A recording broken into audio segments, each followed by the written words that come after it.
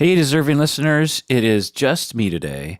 Today I'm going to respond to patron Ruben's email. Ruben asked me to provide 20 personal tips for having a great life. Ruben says, could you provide a list of 20 personal tips you offer for having a great life based on your own experience? And when I first got patron Ruben's email, I thought there's no way that I'd be able to answer that question. It's so big, and 20, if you'd asked for 3, I thought, well, maybe I could provide 3 tips, but 20, do I even have 20 tips? And would I even have 1 tip? It just seems too big. But then I thought, well, I'd give it a try anyway. I'm always up for a challenge. And before getting into this, I just want to say that these tips they're just for me. I don't imagine that all of them or any of them would work for other people. So, I can't say that they're universal. Being a therapist is a complicated profession, but one of the things that we don't usually engage in is providing tips for the general public that claim that they will improve your life or provide meaning or something. That's too personal, and you have to take context into consideration for everybody. So this isn't necessarily a professional episode, if you know what I'm saying, based on research, although I do have some tips that are definitely based on research. The other thing is I think that the way Ruben wrote a longer email than that, and Ruben seemed to be saying, or even was saying, that I might have some special knowledge or special ability to lead a good life or something. And I just have to say that I struggle like everybody else. I'm probably no better at coping or dealing with life than the average person. So the notion that somehow I have some special ability or knowledge to impart on the masses of people who need tips on how to lead a better life is just not supported by my experience.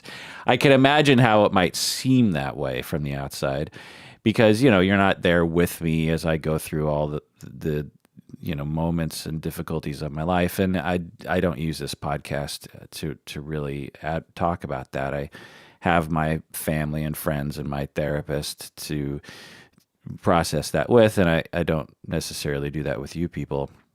That sounds funny. You people out there. Having said that, I definitely get an emotional, need met through the podcast for sure, which I've talked about before. But anyway, also another thing before providing these tips is that privilege and power are a major factor when trying to optimize one's life. The tips that I'm going to provide are, some of them are, further down Maslow's hierarchy, but some of them are really higher up. And if you aren't privileged and aren't in a good spot in your life comparative to other spots in your life or comparative to other people in your society, then it's going to be very hard to even think about such things. So that's just another thing. I every tip that I sort of came up with in my notes, I thought, well, for many people, this just wouldn't work. There's no way they could even attempt this. So that's another thing that I want to say up front, rather than saying it every single time I provide one of the 20 tips for having a good life. Welcome to the Psychology in Seattle podcast. I'm your host, Dr. Kirk Honda. I'm a therapist and a professor. This episode is just for patrons of the podcast. I debated whether or not this should be a patron-only episode, and I at first thought, well, that doesn't make any sense because it's not really a deep dive.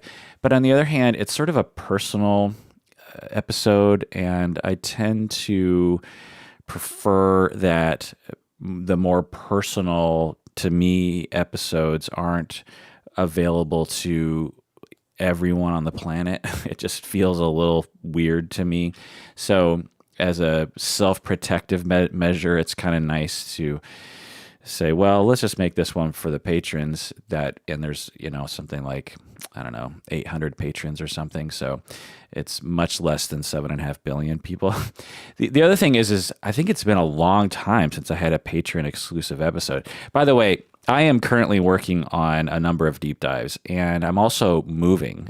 And when I move, all my recording equipment and notes and everything just gets completely discombobulated. And obviously just the act of packing everything up is time consuming. And I still am working and still have a practice and blah, blah, blah. And I have a home practice, so I have to move all that kind of stuff. And so I promise you that my deep dives are, I'm guessing I'll have like one a week in a month or two or something. And I can't wait to get into it, but I need sort of unbroken time to work on them.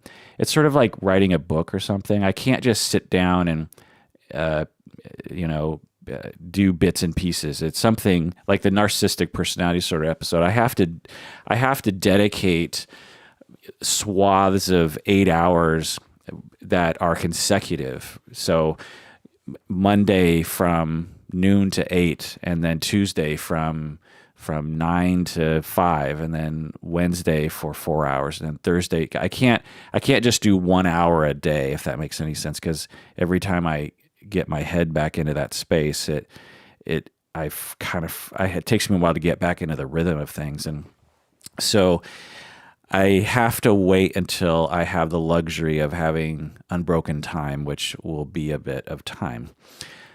Anyway, this episode is just for patrons of the podcast. And if you're listening to this and you're not a patron, this episode's going to end before the rest of it goes on. And if you want to hear the full episode, go to patreon.com and become a patron of the podcast. It's a way to support the podcast. If you like this podcast, it's really the best way you can materially really support the podcast. And when you become a patron, there will be instructions on how to access the premium content. And also, when you become a patron, know that you don't have to listen to the commercials, which I would imagine would be a nice benefit.